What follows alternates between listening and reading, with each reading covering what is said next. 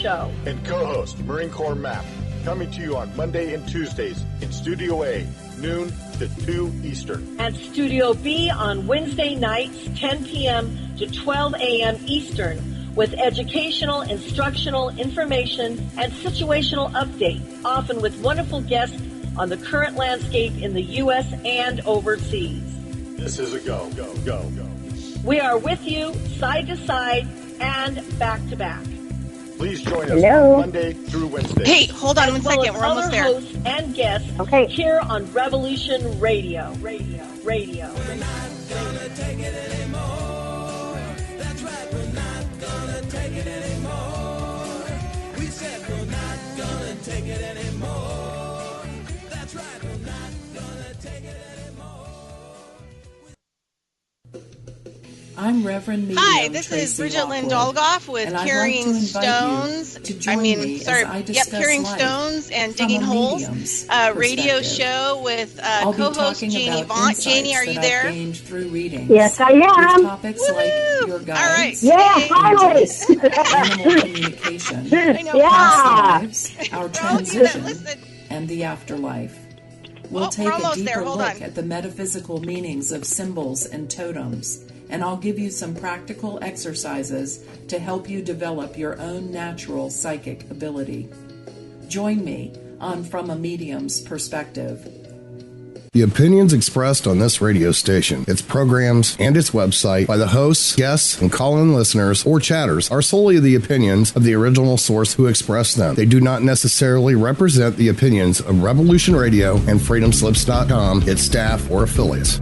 You're listening to Revolution Radio, FreedomSlips.com, 100% listener-supported radio, and now we return you to your host.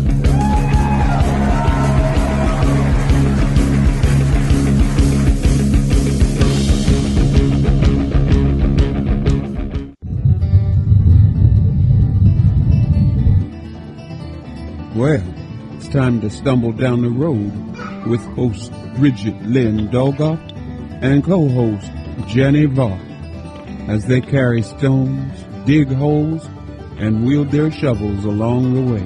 On Revolution Radio at FreedomSlips.com. This is not a seated event as they talk, run, stumble, carry, dig, drag, laugh, fight, sing and pray, dance and kick and scream, and oftentimes fall.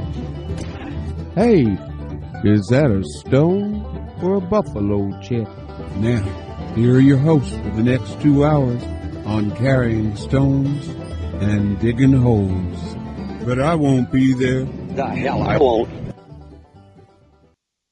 Hey, this is Bridgette Lynn Dolgoff, and you have reached Carrying Stones and Digging Holes with me and my co-host Jannie Vaught. And last week we hello, and this is Jannie. Yeah, hello. Anyway, today we are going to be talking about the plastic and Teflon. The first hour we're going to be talking more about the darker side, and then the second hour we're going to be talking about how we can start moving away on a personal level and from those products, and start creating groundwork and grassroots and teaching other people how to get around them. So Jannie will be my co-host. She's going to be going back to school to finish up her permaculture certification. So some Saturdays she's going to be with me, some Saturdays she's not. Some Saturdays we'll have a guest, some Saturdays we won't. So we hope that it will be insightful, inspiring, and, we're just flying by the seat of our pants, trying to help people understand things that we've grown to experience and understand ourselves.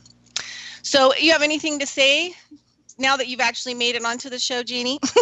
I know. It's pretty awesome. Yeah, I'm on. I would just like to say hello to everybody. And it is a wonderful spring and happy Easter.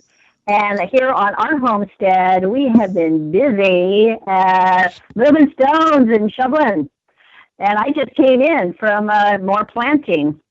So, kind of hustling to get everything in. and everybody's asking for the farmer's market to start, and one of my growers showed up with a big, huge bag of organic spinach to gift me. I mean, it's so wonderful to live in a gardening community. It's awesome. Yeah. But anyway, here we are. You kind of started that movement there, though, didn't you?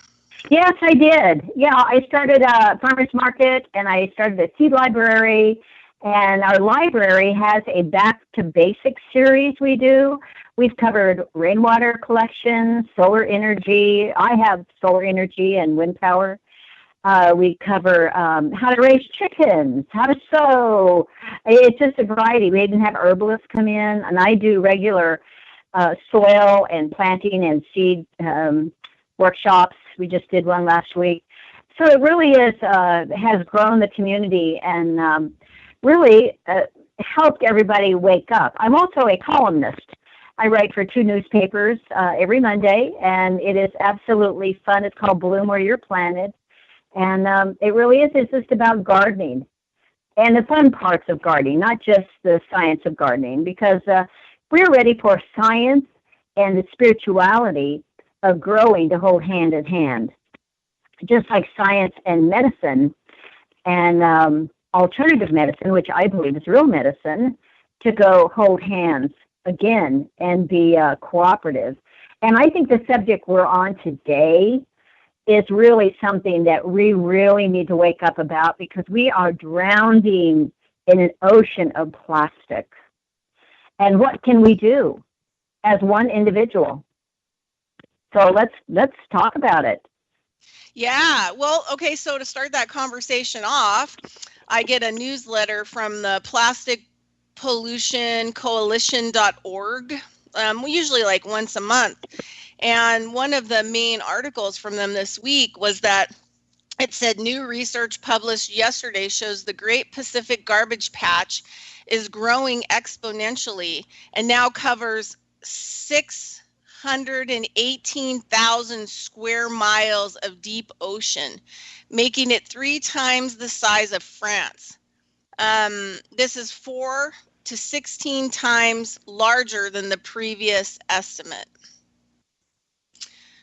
So that's an atrocity. Yeah, well, they say that it's become like an island that, aquatic animals are moving towards, floating with and having their babies on and all kinds of stuff. The other thing, too, is like people don't realize is over time, the saline solution or the ocean salt water breaks that down because salt can be really corrosive. And it makes it into like nanoparticles. And so shrimp eat it.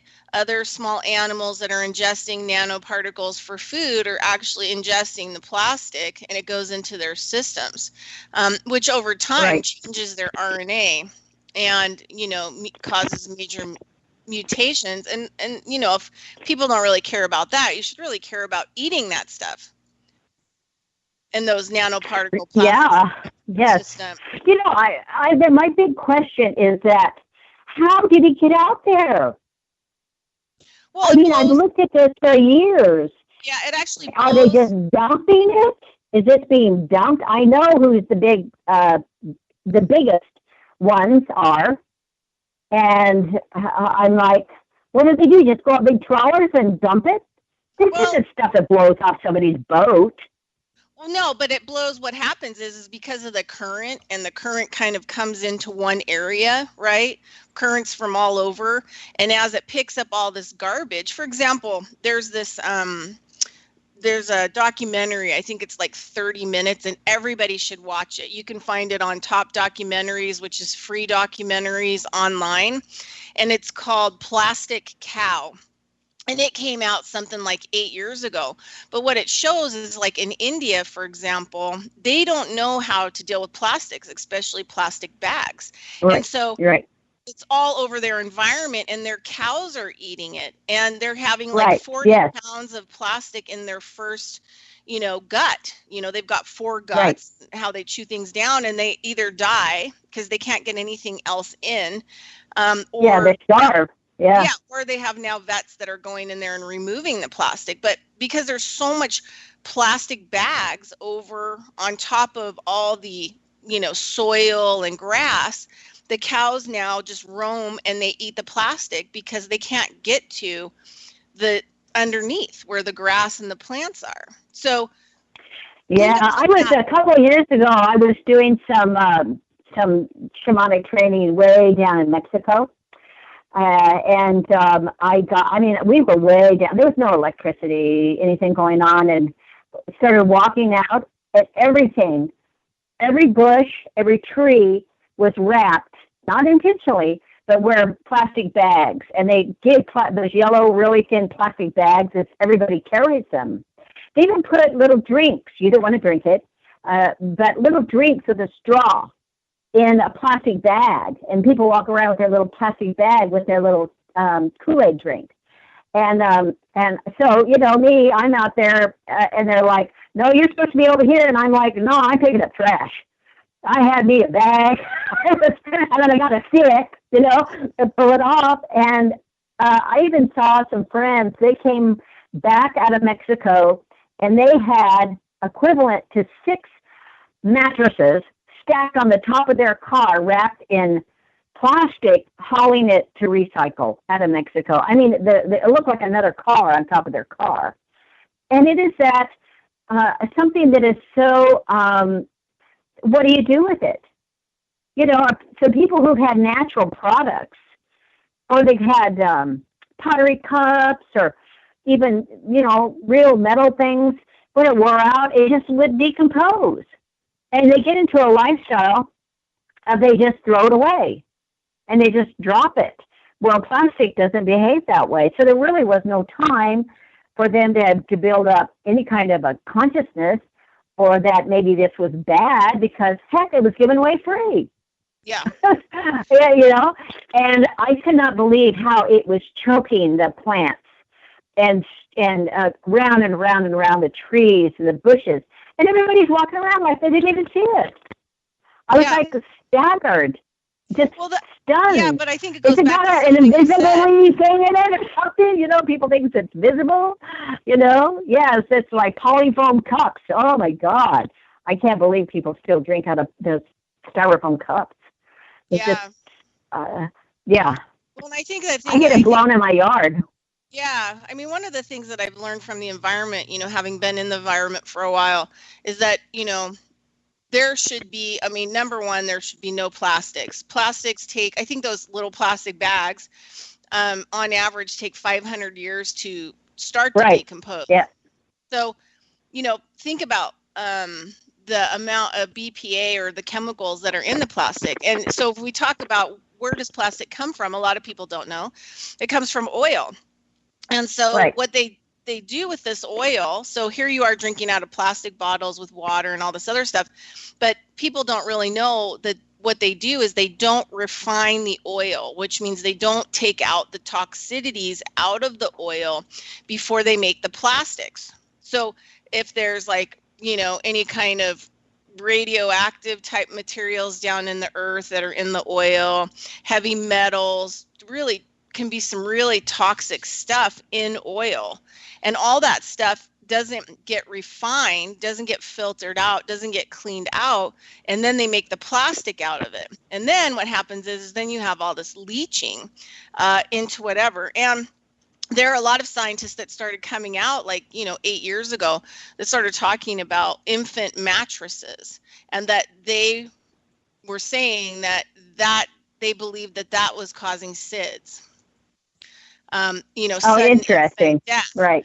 Because, the baby absorbs 95% of everything, its environment, through its skin. So if it's sweating, it's sleeping, babies are always hot because, they're producing so much growth hormone.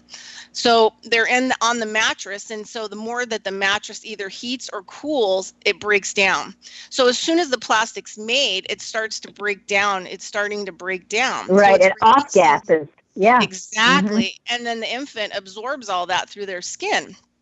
So, and then on top of it, parents apply baby oil. Well, that's petrochemical. That's oil, Vaseline, gasoline.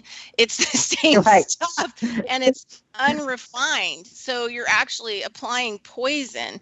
And then they use, the baby products to wash and stuff have types of toxic ethanol in them, that can be derived from corn. But most of that is like Monsanto's corn.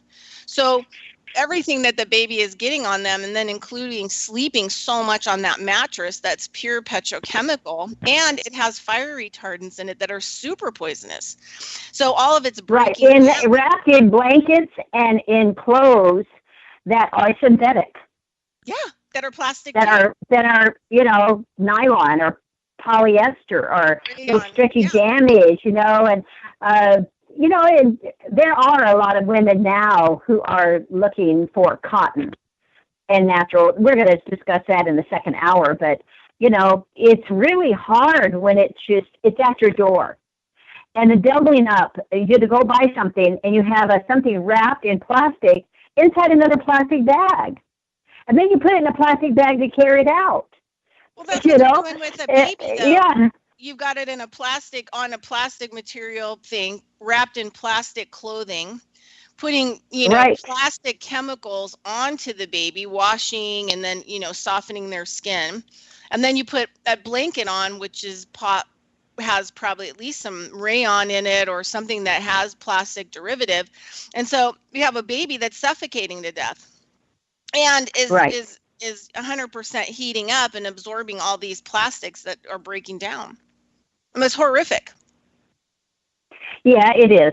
It really is. And this other and we're it's just everywhere. It is. It's probably my biggest thing. If I ever have a cussing fit, that is it. It is like I don't buy tools, anything with plastic. Anything. We'll talk about that later. But it's in secretly and sneaky in everything. It really is. And so and the thing is like as an adult, you're still not safe from plastic beds. You're still not safe from all this, but it's more hazardous and dangerous. It's hazardous and dangerous for everybody, but when you're dealing with, small babies, you have to be really conscious of, everything in their environment and what's around them. So one of the number one things that BPA does, or plastics, and the off-gassing, is it lowers the white blood cell count. So if you go into the doctor, you're going to look like you have certain kind of cancer, or you're going to have a major infection, right? But it could be just the plastics that are lowering the white blood cell count. And you need the white blood cells to fight off anything in the system. So you can see if the baby has super low white blood cell count, number one, they're going to have a lot of pain and fatigue all the time. But then the second thing is that they're not going to be able to fight off a flu. They're not going to be able to fight off the toxicities in their environment. And the same thing goes for people. And I just wanted to, so I got this off of Dr. Mercola's site. In preparation today, I just wanted to throw some things out there for people to think about. So this is what Dr. Mercola says about plastics in the environment. It is instrumental in regulating mood. Here, let me go. Sorry. Excuse me, one moment. BPA is an endocrine disruptor. So that is your hormones, right? Your hormone system, which is super vital and important. Which means it mimics or interferes with the body's hormones and disrupts your endocrine system. The glands of your endocrine system and the hormones they release influence almost every cell, organ, and function of your body. It is instrumental in regulating mood, growth, and development, tissue function, metabolism, as well sexual function and reproductive processes.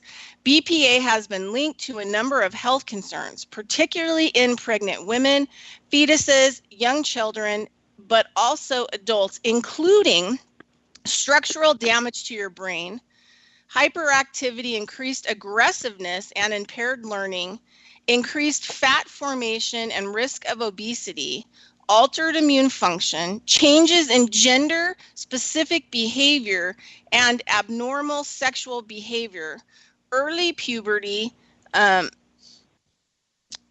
stimulation of mammary gland developed, disrupted reproductive cycles, ovarian dysfunction, and infertility. Prostate cancer cells, increased prostate size, and decreased sperm production. And then he goes on just a couple more lines here. Much of the research on BPA has involved animals, leading skeptics, usually those in the chemical industry, to say that effects may not necessarily be the same in humans, but research involving humans has shown similar risks.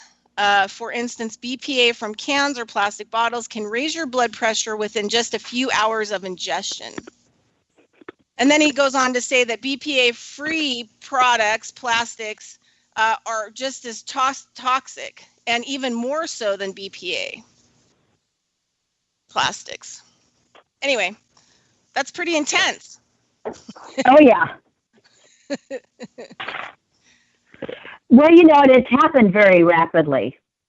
So I'm 64, and growing up, I don't remember, even bread was wrapped in wax paper.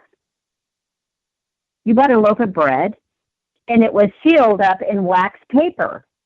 Our milk came in glass. There was, we got some things in cans. But when you went to the store, you put all of your produce, not in a plastic bag. It came in, and you just put it in your paper sack. And there was paper that you could put all your tomatoes, and you roll it up, or often you would weigh it and write the weight on it. And you were very interactive with your food, what was going on, your clothing, how you were storing your food. And then saran wrap. To me, this is my memory. Saran wrap came in. And that is when the bread started coming in plastic bags. Now, I don't remember Ziploc bags or nothing like that.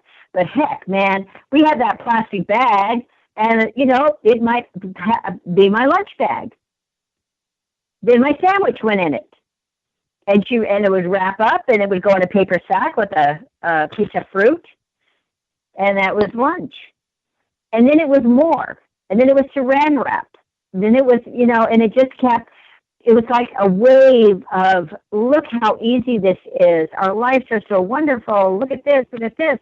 And we lost contact with the product in our hand to the trash can.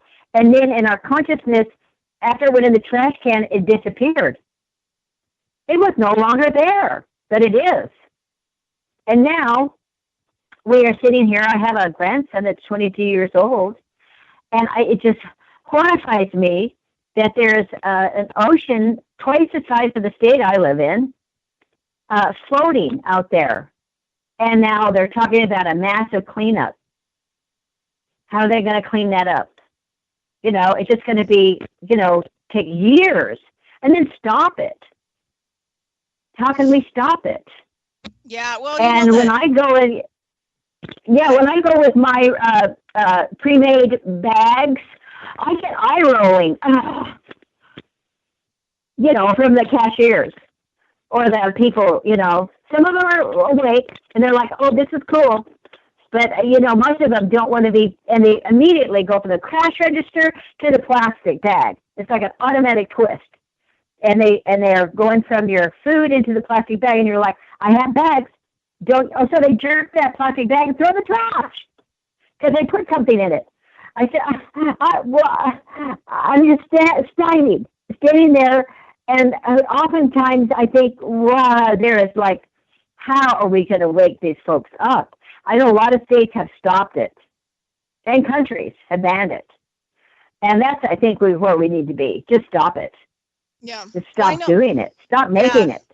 Well, and the other thing, too, is that I know that there are some Asian countries, that have been moving towards first trying to figure out how they're going to, because you can't just keep putting the plastic that is on everything in landfills, because those landfills are going to be off-gassing forever. And I don't even know how many miles radius in the soil that would go with the BPAs. It would just make it impossible to grow anything because it would all just mutate. But I know in some of the Asian countries, they've developed ways that they can cook down the plastics and turn it back into a fuel that can be used. Right. Yes. Because that's the only way. So you're making bricks, building bricks and things, out of. Yeah, because it's the only way that you're going to be able to get rid of, an island that's, bigger than France, and, floating in the ocean. There's got to be a place that it has to go, and it has to be able to be broken down in a way, because there's no landfill big enough to be able to drag that stuff in and put it. And what country wants to be responsible for it? So it's I think the ones who are cheap polluters. Hello, let's take this, put it on your doorstep. You put it here. Chief polluters. Well, it's not just plastic bags or plastic bottles. It's tennis shoes. It's those spongy shoes everybody buys. It's even flip-flops and clothes and rope and netting and, it's just on and on and on. Yeah, I've got, this is what I've got. I've got implants, so those cover boobs and other things that they're putting into parts. Even men that, get fake calves and pecs, those are plastic. There's packaging, cans, bottles, garbages, bags, beds, like every possible thing. Veneer, a lot of the veneer on top of is plastic. And also you have plastic packaging in all your food that, you may pull out, like cereals and chips and crackers and dog food. And, it just goes on and on and on. And then think about all the plastic totes and the plastic shoes. I mean, there's all the shoes are plastic, and coats and scarves and sunglasses and and all your vitamins and everything else that you get. I mean, it's just tons and tons and tons of plastic that, is not good. And the other thing too, because today I started doing some research on, and we'll talk about that. I don't know if we're going to be going for a break. We'll just hang in there for a second. We might not have a break, but the other thing that was really they're really moving, because of the type of work I do. I deal with a lot of people who are really structurally, effed up. And that have had major fusions and have had all kinds of crazy experimental, surgeries done to them and botched, replacement parts. And the thing is that they're moving. I mean, the body doesn't really like the metal, the titanium and stuff that they stick in it. But now they're like moving towards this, they're calling it like biological polymers or biological. They're trying to sell people that it's a biological plastic that they're making everything with to put into the body.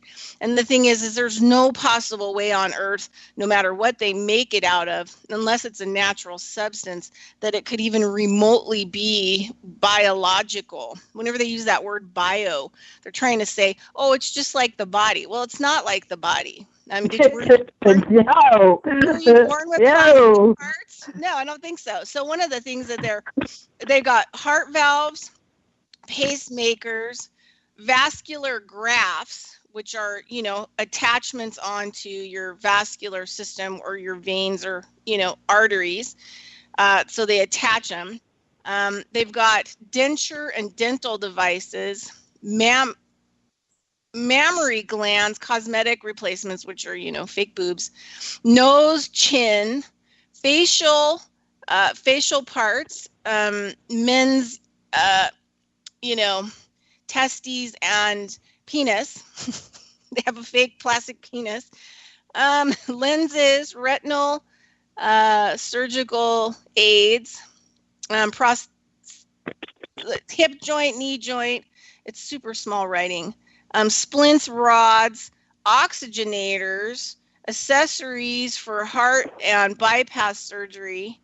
And you think about so what they're doing is they have this, they're calling it this new plastic. But the thing is, one of the things that it says in this, doctor wrote this article, even though he's kind of towards, these biomedical parts, basically says that they go right in and they start to break down.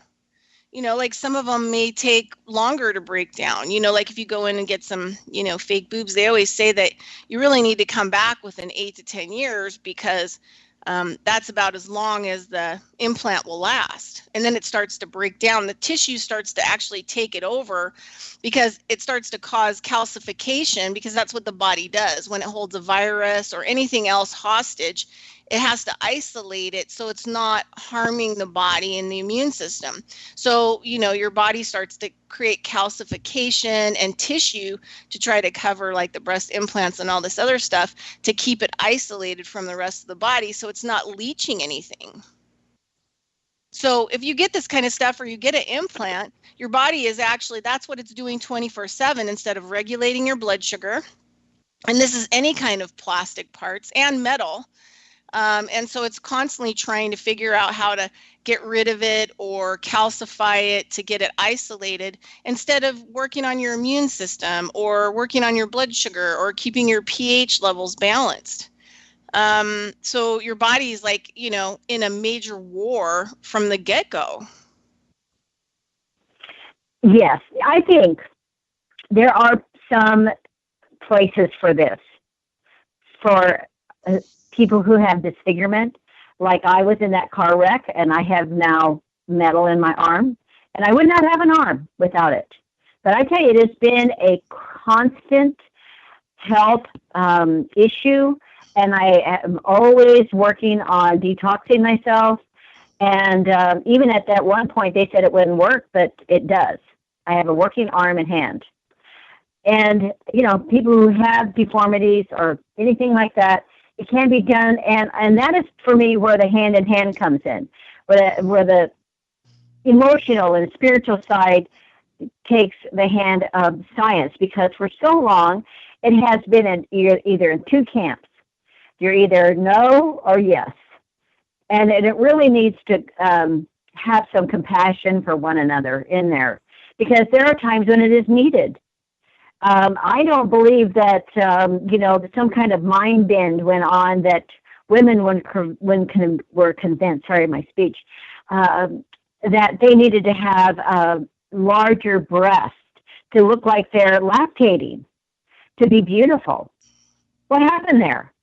The plastic Barbie? Why? Why are you thinking about, why does that make you complete? And then you all have the new disease. You have fibro, chronic fatigue. For years, people said, oh, no, doctors said, no, that doesn't happen. Just like doctors told women they didn't have menstrual cramps. Okay, you're not a woman. Okay, you're going to tell me about that. And why? Why what broke down about it? And, it's really is really a big work for people to have their own wonderful belief in themselves. It is not about the parts of your body that makes you beautiful or whole or complete. It's about the inside. It's an inside job. And it's about, what are you doing for humanity? Are you helping? Are you out there picking up trash? Are you concerned about the planet or the children on it? And just like me and you, we're out here, I've been hammering on this, my whole life. I've been doing this stuff. And not always getting a pat on the back, being called a Satanist, or, so you think I'm on the devil because I put solar panels on my roof of my house? Really? Wow. What a concept. I'm just staggered sometimes. And it's just a breakdown of their thinking. It's all new thinking, because we've gotten into, I think the humans are basically lazy, and they want something easy, and they want the easy way out. And they don't want to have to go in there and shovel up their garden and take care of their seeds and pull weeds and anything like that to grow some wonderful food for themselves, or even learn how to spin wool or how to grow cotton. I do all of that. And it takes time. And it becomes a skill. We are a whole country of unskilled beings that are throwing tantrums because of our plastic phone. If you take away a child's phone, they're having these violent behaviors now. And it is all a culmination of exactly what you're talking about. The baby in the crib with the plastic and the being separated from the mother and the not being held to the breast and not being massaged or touched when they're young or even when they're older. And I mean in a good way, healthy, wonderful hugs from parents and an attaboy and learning how to play baseball, and I had a little boy. He's a wonderful little boy, and he's a big boy now. But he came to my garden, and he really loved this metal pail I had. I said, "Well, get the pail. Come on, we'll go out and we'll get you some. Go see what's ripe in the garden." And we went out there, and he was looking at everything, and he was like, "There's food under the dirt." I go, "Oh yes." It was really wonderful. Now you see that little leaf right there? That's a radish. Just go and gently tug on that radish. And he pulled up that big red radish, and his face lit up. It was like Christmas. He looked at that, and he was like, "That was in there?" Yes. Yeah, it's all in the soil. It's all in the dirt.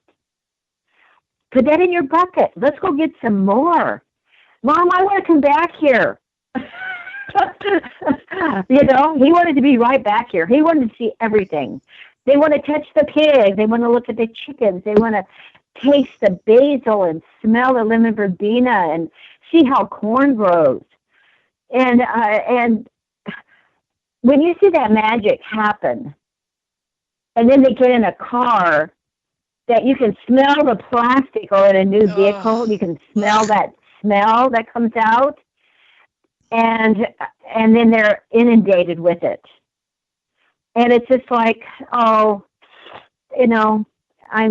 back to the garden, is what I always say. Come on, you can come over anytime you want. I'll show you how to put a seed in the ground. You can grow a radish, And so in small ways, we have this waking up that happens. And I know even some women now, some women who are close to me, that were impressed, and a lot of their friends got breast implants. And it was a big rush about 2000 that everybody got boob jobs. It's just like, oh, I'm going to graduate from high school and I'm going to get a nose job and a boob job. So really? What about college? And a lot of these women who are now have cancer, have had cancer, are sterile, can't have babies, have a baby, can't carry it full term, have premature babies, have fibromyalgia, have lupus, have rheumatoid arthritis, on and on. The list is so long. And now, finally, someone is saying, you need to take those implants out. Really? And there's very, and they take it out. Yeah, and there's and very they few start doctors. Feeling better. Yeah, there's very few doctors that actually know how to take them out properly. I have a there's a specialist. There's special doctors who remove them. You know that. Yeah, because they also have to remove all of the scar tissue and everything else. Yes, they have to. They have to dig all that out like a charrette. Oh, ugh. And then the brutality of it. There is nothing feminine or gentle of any of this. It is horrible to the human body and to the psyche. If you think that you're not aware, even though you're knocked out, the spirit of your being is aware of what's going on. And so, be aware of what you're doing to yourself and really take time. Think about it. Don't get in a rush. When you stand in that line, can you have a bag ready to go? I have net bags I made. I put my produce in. I put my bread. I make my own bread that I put in linen bags. And I sewed some linen. Yeah. A lot of it I got at the thrift store. Washed it up, linen clothes. Nobody wanted anymore. I can make a bag out of a pant leg.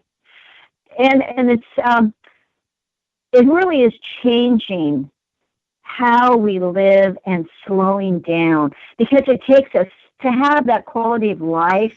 You have to slow down. Well, it's consciousness. And you can't keep running. What is your, intention, and where do you want to apply your consciousness? Like, a lot of these people want to keep living this way and in in a really toxic world and sit all day and meditate, and talk to whoever they're talking to. And then they don't really do anything. They don't really change their life, and they don't really change their environments.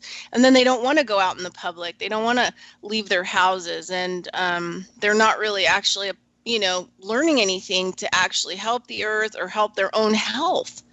I mean, small little things. Yeah, absolutely. Yeah. Because, if you put your food in like, a bag, and not put your produce like in a plastic bag. Like, for example, oranges will start to sweat immediately after you put them in plastic, which means that they're heating up and they're going to absorb huge amounts of the plastic, right, that you just put them in. But if you just put them into a different bag where they're open, right, they're not going to be poisonous by the time you get them home, because a lot of produce is delivered to grocery stores in paper boxes. Right. Oh, wax-covered paper boxes. Yes. Right. Yeah. So the thing is like the grocery store gets them the way that they should be, and then, you take them home in a whole different way. So you put your produce in these plastic bags, tie them in a knot, stick them in your car, and drive off with them. And, I got to do all these stops. Well, by the time you get home, your oranges are going to be really toxic. I mean, depending if they're commercial, they were probably toxic before, but now they're going to be really toxic with the BPA. And so thank God you peel oranges, because you don't really want to eat whatever, because everything's porous, all the food right, is like porous. Right. So, then it comes, sometimes it's just impossible to get away from it. It really is. And it's about like your right. choices, right? And doing the best. Yeah, and it's one small thing, and I would always tell, I was in the healing arts for 17 plus years in this and I trained with Dr. William Kelly, the Cure for All Cancer doctor, and I would help people do their programs. And I would go in, I hate to say it, with the big black plastic bag, and I would remove all their chemicals. I take out all their cosmetics, their shampoo, their bottles, everything, their sinks. I would stop the insect spraying. I would put in a protocol of what they can use and put a recycling and water filter system into their house. And it was so sad. The only thing that made them do this is they had cancer and they're only 35 years old. Yeah, I'm lucky. The clients that I have, that's what I do. That's why I go to their house and I work on them, and I work on their pets. And so I'm lucky because I can slowly kind of help to change their lifestyle, so they can kind of see what's going on before they do get something like major cancer. But I just did a workshop on composting and permaculture and stuff like that. And one of the big pieces I'd like to bring to people is the subject that we're working on right now, and it was the popularity of red and black compost that you can buy at your big box stores. And they're huge, huge bags of black and bright red wood compost that they are putting around their trees and their plants. Do they know what this is? This is pallets, and pallets that have been taken out of the cycle because they've had poisonous spills on them. They can't even reuse them. They sell them to a chipper. A chipper chips up the pallets that are full of paint and toxic material, and then they dye them black, which is one of the most carcinogenic dyes they have. And they're selling it to you to put around your fruit trees. Hello, folks. Yeah. Go with your dollar. Don't buy it. Exactly. You have the leaves that come off your trees are the best. The tree knows what it's doing. Don't take that and throw that away. That's your compost. The tree is putting it on the ground so we can use it again. This is a natural cycle. There's 3 ethics in permaculture. I'm an avid permaculturist. And the 3 ethics of permaculture are people care, earth care, and fair share. And if you look at that, it's a circle. One loops to the other. One loops to the other. People care, earth care, fair share. Well, your fair share, you flip it around to people care, and it keeps cycling in the natural circle. And with that, you have one of the first things of any skill you learn is to stop, quiet your mind, and observe. Pay attention. What is going on here? And then you can remove yourself out of this cycle and place yourself back in to the natural cycle of life, just like the whole tree life-death cycle of the planet. We've lived on this planet for billions of years. Yeah, I know everybody tries to figure out how long we've been here. We've been here a long time. And we've lived perfectly fine without all of this. Where in the heck did this all come from? Whose idea was this anyway? I want to know, because I'm going to put it on their doorstep. And I'm tired of taking the karma for this. Of getting beat up about, my generation polluted. Well, not all of us did it. And I will help and do whatever I can to educate people and pick up all the trash I can find in Mexico or wherever I am. Because you can go to the most out-of-the-way canyon and find cans and plastic. But there's an energy around that too. And how about let's put that energy on the ones who are making it, putting that dollar in the bank without a care about the people, the earth care, or how it's being shared in a negative way, and the sickness. They aren't standing with that child that's ill. They're not sitting with that woman who has breast cancer. They're not doing it. Yeah. So, there's another whole level here that we're talking about these people are taking accountability. I've taken my accountability. I do the best I can, and I try to share with other people, and I work in community. And I'm not going to go rail on them, but I want them to know this is yours. Right. Well, this is yours. We've lost personal responsibility, Thank you. personal responsibility. Absolutely. And this is I'm not targeting religions. I just want people to know that in this. And then I want to finish up with Teflon before we're coming to the end of this hour, because we want to start on a more positive note, the second half. So, but one of the things I was shocked about, I was traveling a lot for a couple of years working on all kinds of grassroots projects, living out of my car it was for about 3 years across the United States. And one of the things that I came across was that there was this conservative religious stance that a lot of conservative Christians and Catholics had, which was, Jesus was going to come during their lifetime. So they could use up all the resources and destroy the earth, because Jesus was going to come and Jesus was going to save them.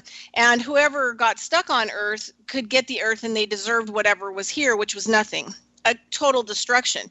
So it was okay for these people to make money. So, because I really couldn't understand why people could rape resources and destroy, because if you're having children and you're having grandchildren, but as far as they were concerned, their whole family would be going with them. Then there's the second new age system that has come about, which is just another Jesus Christ is going to save us whole concept of the extraterrestrials. The galactics are going to come and save us and take us off planet and take us to somewhere better. That's right. They're going to stop Fukushima and clean the rivers and redo all the plastic, and then everybody's going to live in. It's like, come on, if you're coming, good heavens, why are you waiting? But the thing is if you were a super highly conscious being, why would you even want to participate with us? Why would you take us anywhere when we didn't even show that? Heavens, no kidding. Yes, that's right. They want to take us somewhere else so that we can destroy another planet? I don't think so. Because we totally destroyed this one, and it's up to us to solve it. Okay, real quick before the hour ends, I just want to add in Teflon. Are we going to do Teflon? Yeah. Yeah. So I just have a couple things, and then we'll just talk about it. But so anyway, there's scientific evidence. I had Amazon birds in my past. One of the things we couldn't have was Teflon coated pans. That's all the nonstick pans. And nonstick goes is on the paper that you get your fast food on.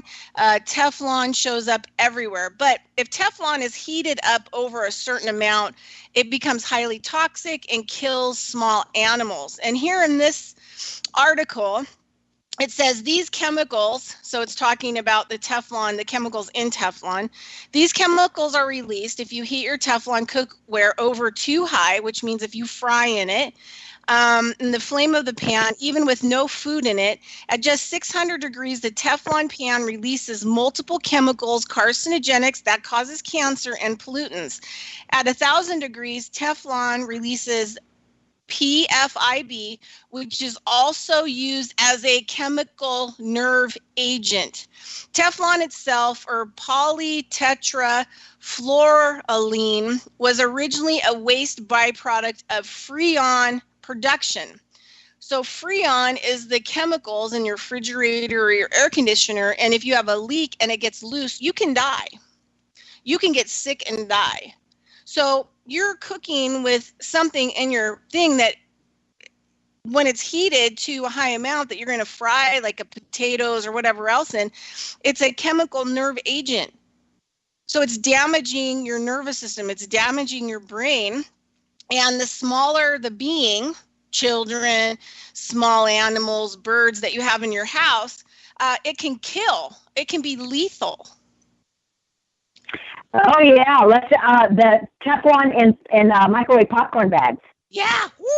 Woo! Yes, toxic. The people who work in those things all have cancer and have to wear respirators to work there.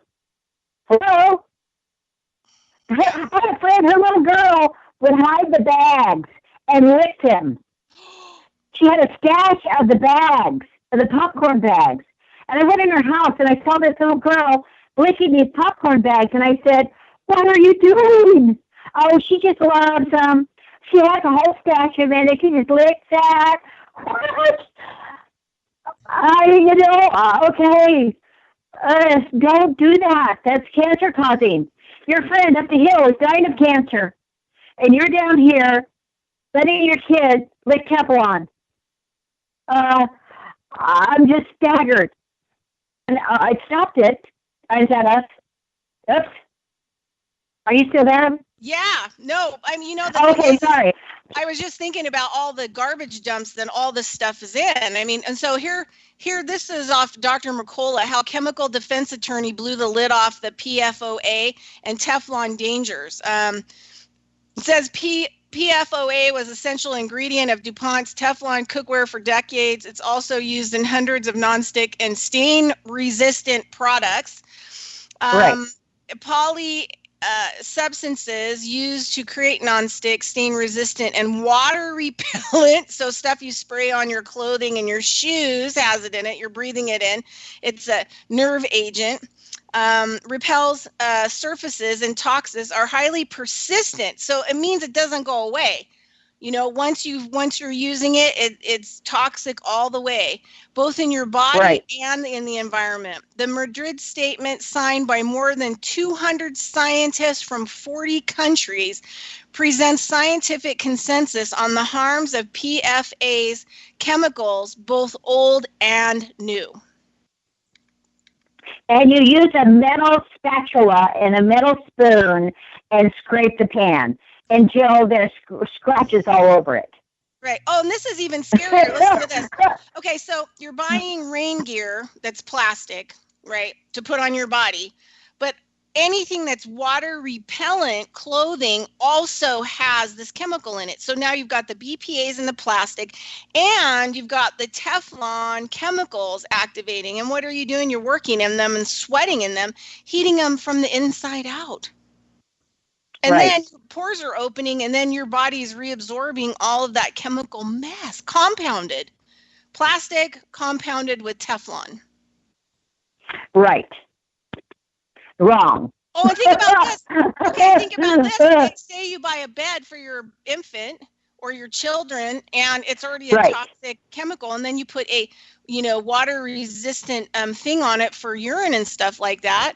And now you've got like the double whammy toxicity. Yeah, and you put them in a disposable diaper. Oh, with dioxin, which causes cancer because of the white bleaching process. Right. Oh man, poor babies. Oh my God. Well, not just that. Women using tampons. Oh yeah. And menstrual pads are who knows where they're made. Well, they're saying like the tampons are equivalent to insulation and asbestos. You know, so you're putting that up there. Yes, and made in countries that have no qualm of putting whatever in the product. Yeah. You know, yes, no. And there's good ways of doing things. There's natural ways to do it. We're going to talk about that. Are we close to that time? Because there's one more topic I wanted to bring up. Go ahead, lay it out there. We've got like 2 minutes. Okay. My son is in firefighting school right now. He's an EMT, and he's in firefighting school. And you have to understand, I raised my kids. Naturally, they were born at home. I breastfed them. I made their own food. I grew their own food. I raised beef. I raised them quite a bit in a teepee. I let them experience life. We gardened. If I growed it, I canned it. I grew it. I had chickens and rabbits and whatever. This is how we lived. So this is the child that lives that way. He's a backcountry EMT also. He can start a fire with a rock and a twig. And now he's in firefighting school. And this is his service for humanity. Yeah. And he called and said, we're going to commercial. Keep that thought. Okay. All right. Bye. Commercial. See you in 7 minutes. Commercial.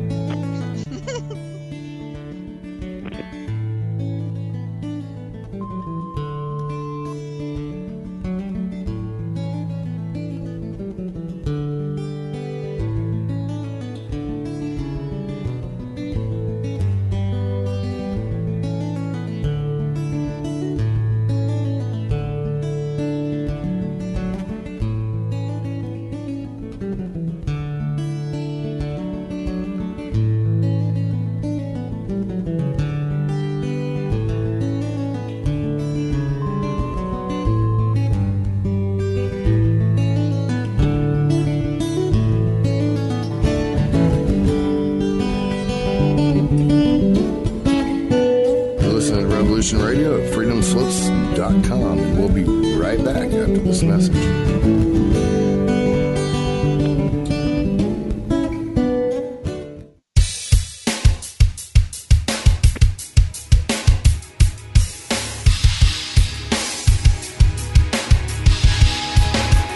Enter into a world unseen on Raven Star's Witching Hour.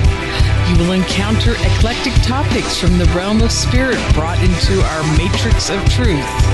With your host, the Solaris Blue Raven. Solaris will bring you an array of unique guests covering topics from ghostly spirits to amazing anomalies, covert technology, UFOs, and shadowy global events. And that's right here at Revolution Radio, freedomslips.com, Saturdays, midnight till 2 a.m. Eastern Time. Revolution Radio, where information never sleeps. Let the magic rise.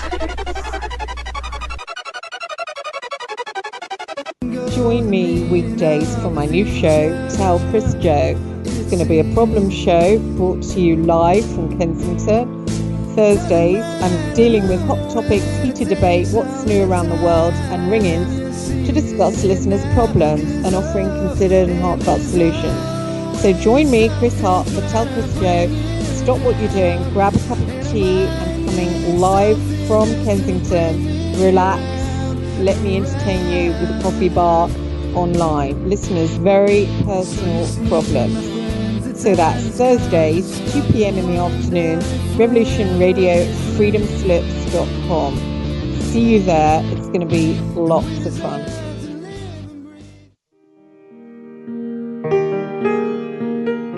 This is Barbara DeLong, host of Nightlight Radio, inviting you to join me on a cosmic journey, exploring a metaphysical montage of spiritual material, covering everything from the mundane to the magical, UFOs to unicorns, and everything in between, including spiritual readings for those who seek enlightenment. Let Nightlight provide you with equal measure of light, love and laughter, insight, wisdom, and inspiration.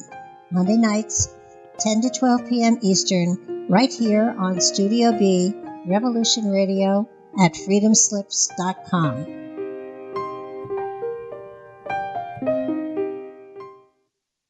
The opinions expressed on this radio station, its programs, and its website by the hosts, guests, and call-in listeners or chatters are solely the opinions of the original source who expressed them. They do not necessarily represent the opinions of Revolution Radio and freedomslips.com, its staff, or affiliates. You're listening to Revolution Radio, freedomslips.com, 100% listener-supported radio, and now we return you to your host.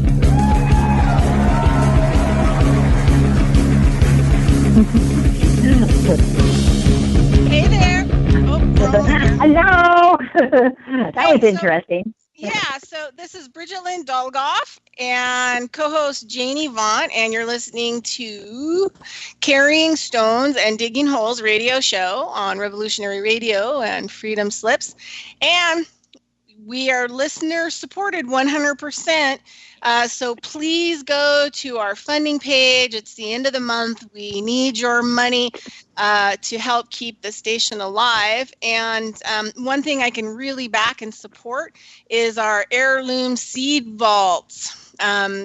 So get in there and buy some heirloom seed vaults so that you can grow food and be a responsible, sustainable person on Earth and support Revolutionary Radio. Okay, so go back to your son. He's doing his spiritual work. Let me finish the story. It's really quick. Anyway, he called me the other day, and he said, our training, he goes, you will be really interested in this. We did a side-by-side test of burning, and one was a small structure that was old. It had original wood and real cotton upholstery, real cotton drapes, and it was a wood structure and not impregnated or chipboard or anything. Real wood structure, okay? And then they burned that and they tested it for the chemical off gas because fire is the gases. And then they burned a building that was a modern build and full of the pillows and bedding, everything we've been talking about. And the toxic gases were so lethal. There is no way a firefighter could even get up close to that. That you're dying from the gases and the toxins coming off. They have to have a full respirator on in order to even get up close to that fire. And that is just how the chemicals burn and what's happening and the impact again. So, and I wanted people to know why we call it what we do. I mean, we are gathering stones and digging holes. Have we kind of covered that at all? No, because you haven't been on. I know. When Bridgette and I both started communicating with one another, one of the things that we realized is that I said, well, one time in my life, I was going to change my name to Dig the Hole because doing the kind of medicine training I was doing, I was always doing a sweat lodge or doing it in Bridgette or something. I was digging a hole, or I was gardening, and I was digging a hole. I have stood with a shovel in my hand. I have my own technique how I even shovel. And so we were laughing, and she goes, well, I'm going to change my name to Carry Stones. So I went, oh yeah, I carry a lot of stones too. But I'm always digging a hole. In fact, it is today. I was digging the garden, digging holes. And I realized one time that there was a group of women. We were standing in my yard a couple of years ago. All of us had a shovel in our hand. And we were all laughing, and we were talking about our gardens and our plants and our flowers. And I really saw a connection we had with all of our shovels. I call my shovel, even has a nickname, Oh Squeaky. So that's kind of how we got the name, because it really incorporated Bridgette's work and my work, a lifetime of work, a lifetime of training, and commitment that we have and we have done. And none of us had made a buck on this. You got to know that.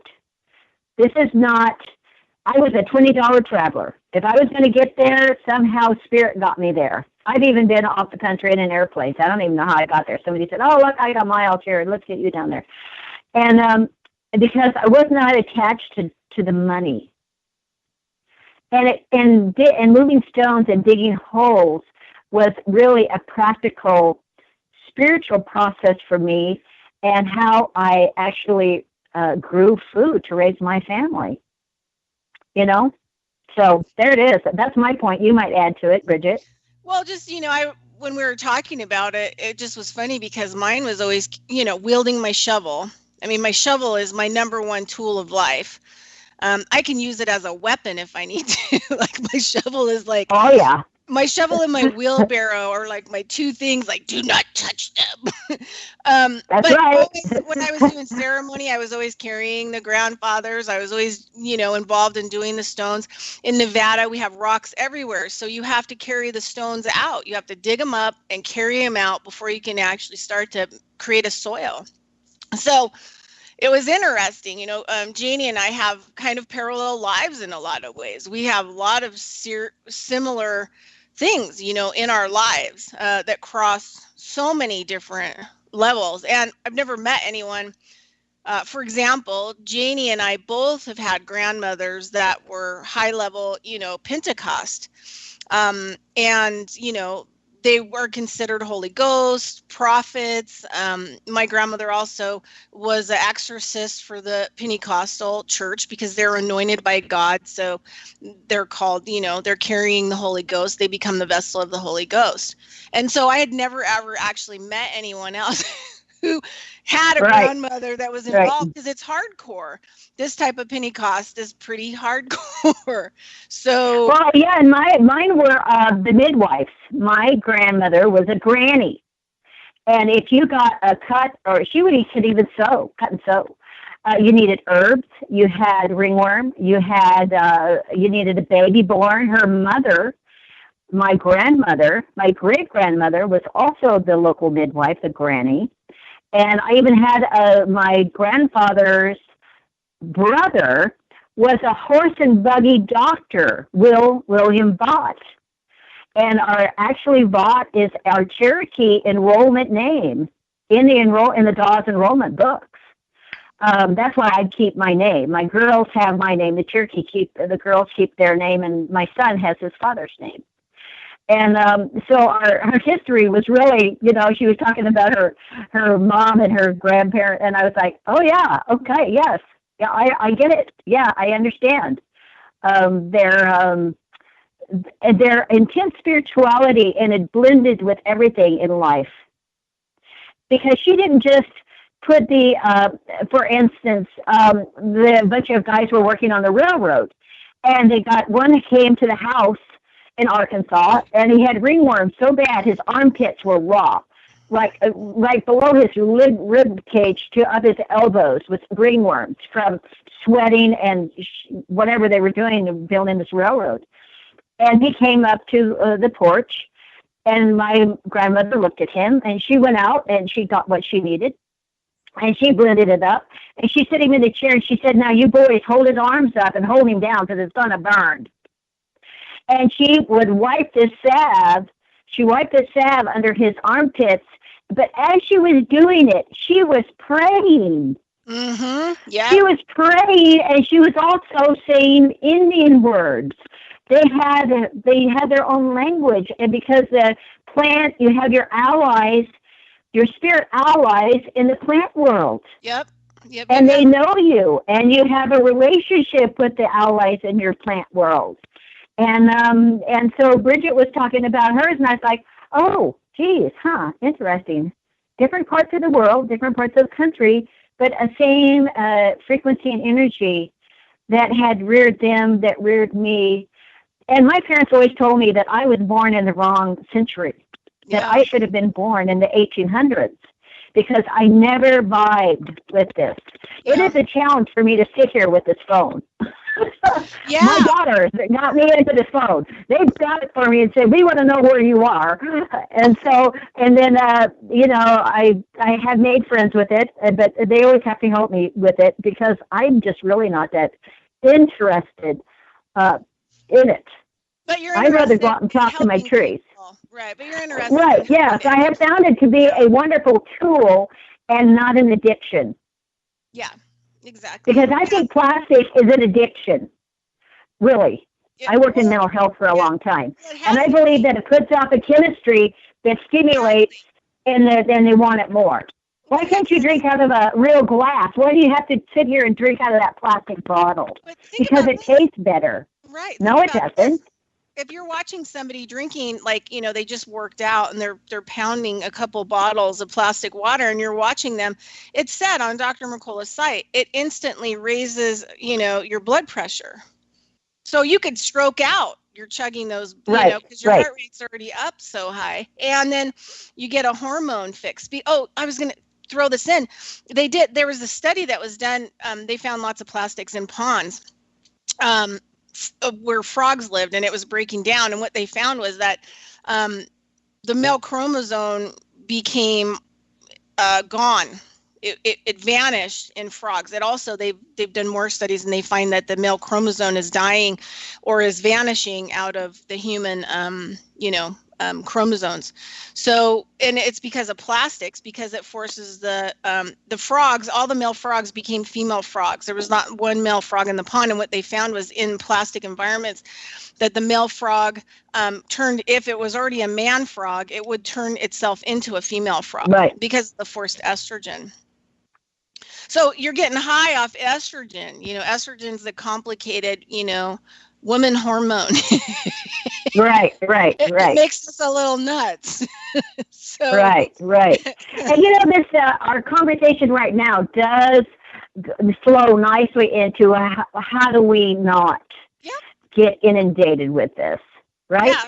Well, the thing is, number one, we have to stop using these products, and even if it's going to cost more to buy a hemp shirt, and you can't get that quick fix right now, but you can order it and get it in a few days, those are the kind of things you want to do. I mean, I remember when I was a kid, my shirts and pants lasted forever.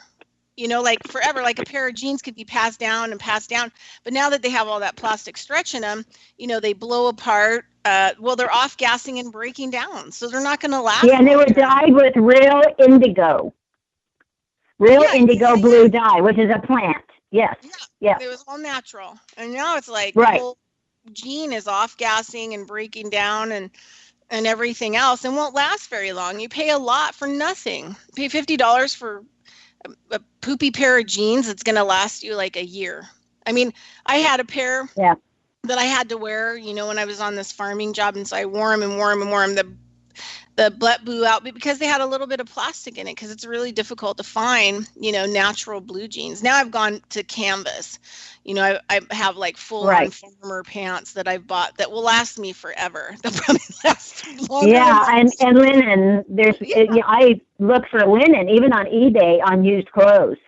I will look for linen shirts and pants and dresses, and I sew. It's Goodwill, sometimes you'll get like some old school stuff. You have to look through there, because I don't buy anything if it's not from like Goodwill, because I'm also not paying the corporation, to damage me in my world by buying firsthand goods from them and keeping them alive. I go right to the secondhand store or garage sales or whatever else. But I found beautiful warm neck covers, scarves that have come from like places like China by just looking, that are like 100% wool. So if you shop, you're smart about it, and you go into your thrift stores periodically, you'll find these little gems, and they're going to cost you way less. And, for me, it's when I see like a wool scarf or a really awesome, Pendleton wool shirt or whatever, I get super excited. It's Christmas. I'm like, and they're the beautiful plaid. Quite often they're that great plaid, the wool shirts, very pretty, and when you get into textiles, which is really my thing, you get to understand how that was woven.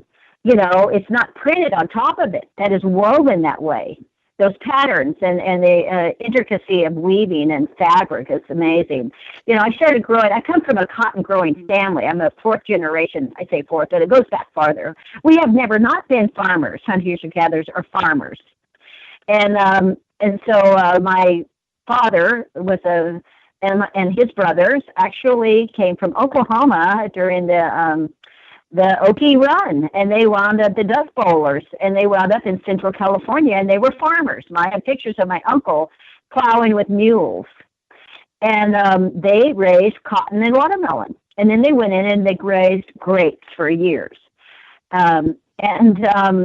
you know, cotton was just what they did, raise cotton. So it was very natural. I have a lot of grapes. I grew grapes, and I started growing cotton. Well, I live in Central Texas. This is cotton country, man.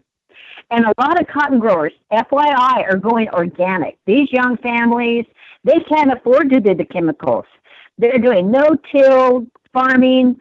They are doing organic cotton. It is absolutely the most awesome thing. Anyway, personally, I have a new cotton I just put in the ground that I got from a seed, John Schreck. Thank you very much. And I've never seen this cotton. It's from Bolivia. It's called Old World Cotton. And he sent me just 2 seeds, and they're kidney-shaped seeds. You know, cotton has a lot of seeds in it. And they're 2 kidney-shaped seeds. And I had to scarify them. When I took an emery board and I rubbed them a little, kind of break the casing on it. And then I planted them and blessed them. And when I plant things, I thank it and I bless it. And I ask it to return to me, and I will take care of it. I make a commitment to the seed. And we're going to see. But the cotton, he also sent me the cotton, the part of the bowl, and it was a long staple. It was wonderful. So spinning, learning, I dropped spindle a little bit on my wheel. I can spin cotton. You have to be very careful. You can spin it off the seed. So I really got into fiber. I've always been into fiber and natural fiber. And now I'm also going to grow canaf. And I used canaf for years as a paper. That is the tree-free paper. And they raise it a lot in Georgia, even in New Mexico and down in the south, canaf. And it's a great big plant. And it's not like kudzu. It doesn't take over. You have to plant it to grow it. And it can be used as food, as animal food. And it is a great fiber. It makes paper and cloth and rope and everything. So I got gifted a package of canaf seeds. So I'm going to kind of be venturing down the canaf path here. So there are products in nature that we can use to make the things we need.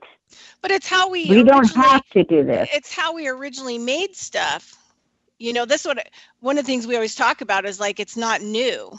You know, like people made paper from different kinds of natural occurring and growing plants. And a lot of times they weren't even cultivated. They just grew wherever they grew. And each continent and type of people had a different thing that they grew whatever they needed from, you know, the clothing or this. Yeah. A couple of years ago, I found soap nuts. And I don't know if you have found soap nuts. They're very popular in Australia. But it is the outside husk of a tree from India, and it is a siphoning agent. It's a soap, and you just take the soap nuts and you put them in a little bag and you throw them in your washing machine, and they make soap, they suds, and you can even make shaving cream. You can make it's the best window cleaner you've ever used with some vinegar, soap nuts and vinegar. Man, it cleans windows like crazy. So there are things that you can use. And then when you're all done with them, you put them in the composter. Yeah, that's the other thing. They don't go in the garbage can. They go in the composter. Right. Yes. You can make your own soaps. We wash our clothes with baking soda, period. That's all you need to wash your clothes are soap nuts.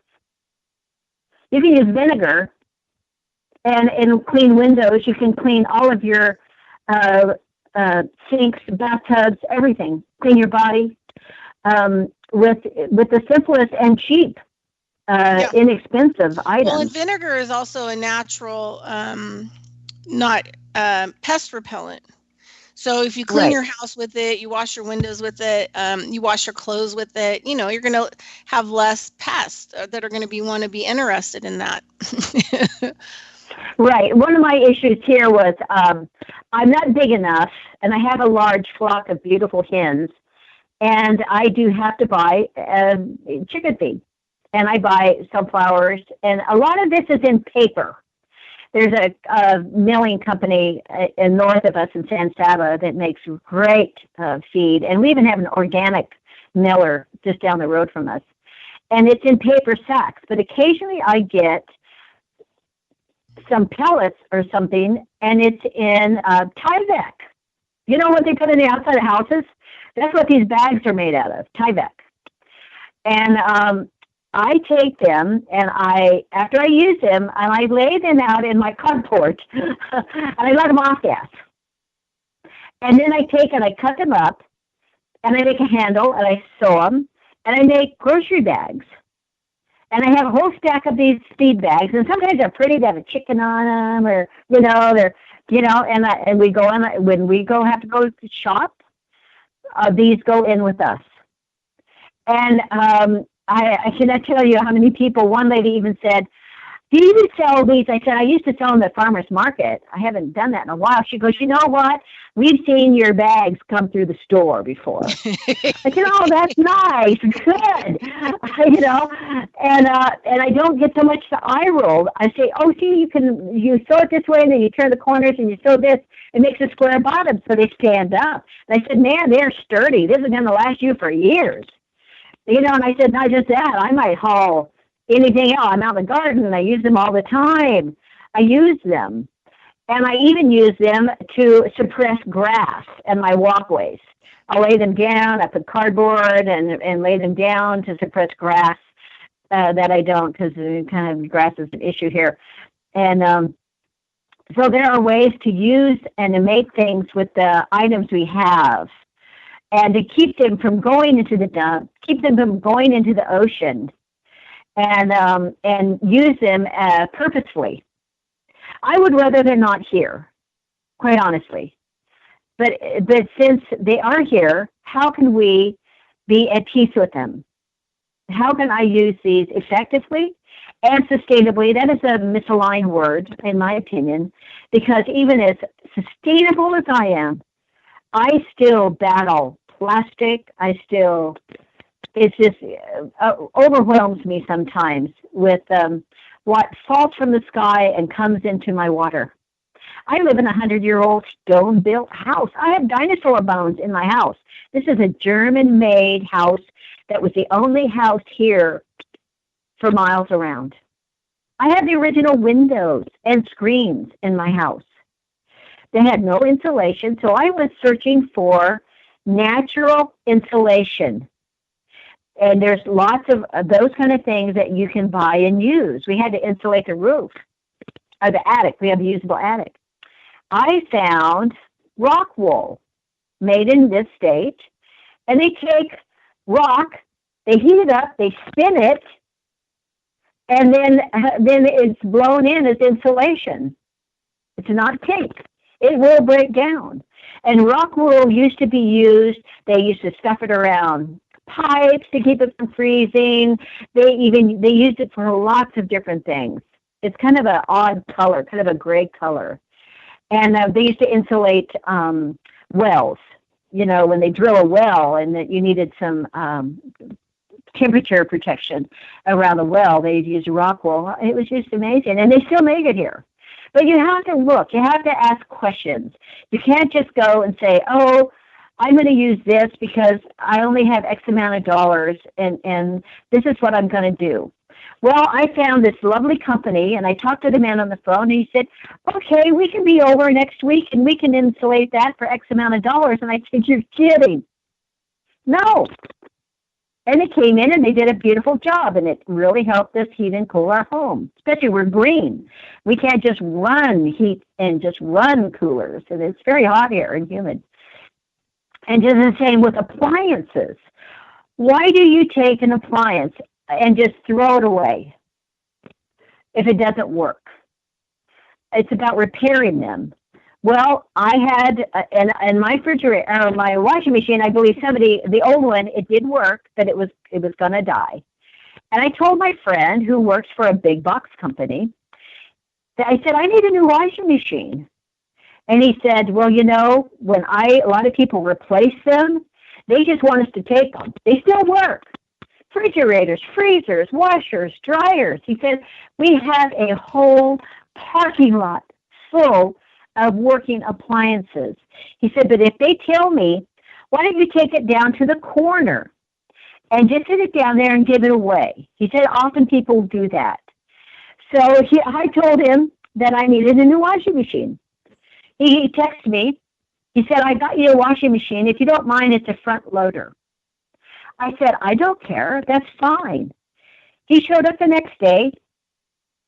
It was bright red, a beautiful, high-end, front-loading. I couldn't afford to buy this washing machine. And then Bridgette and I kind of know our medicine path is about the red.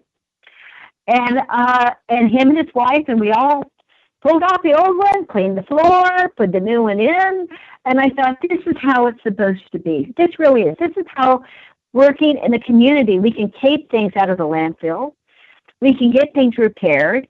Even if the one that was still usable went to someone, or it can go to scrap metal and be used that way.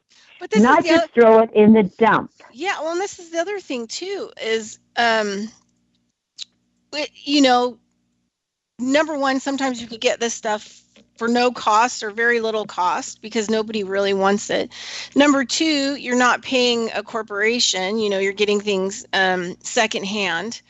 So you're not buying the newest and latest smart whatever, like we need any more smart TVs or smartphones or any of that stuff in our environment. So the older stuff is better anyway, because it's not paying attention to you and it's not sending signals to your electrical power company.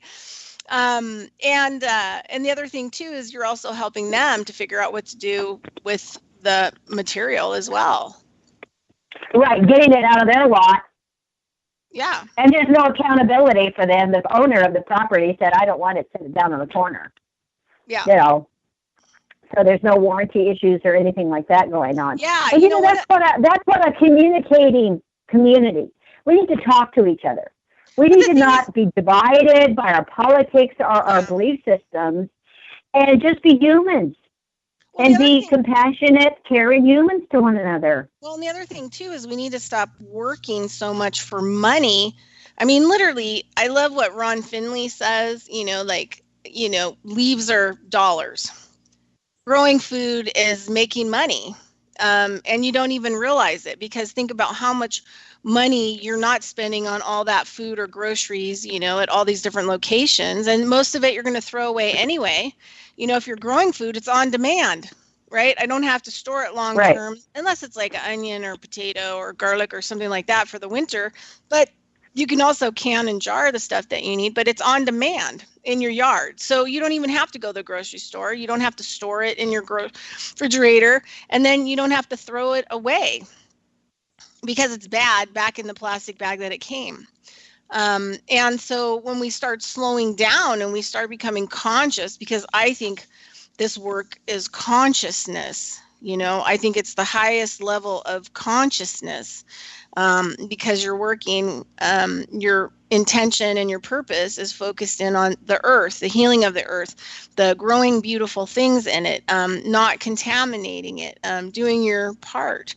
So you have to slow way down. And then when you have the extra time, it's easier for you to find the things that you need to go out and hunt and gather them.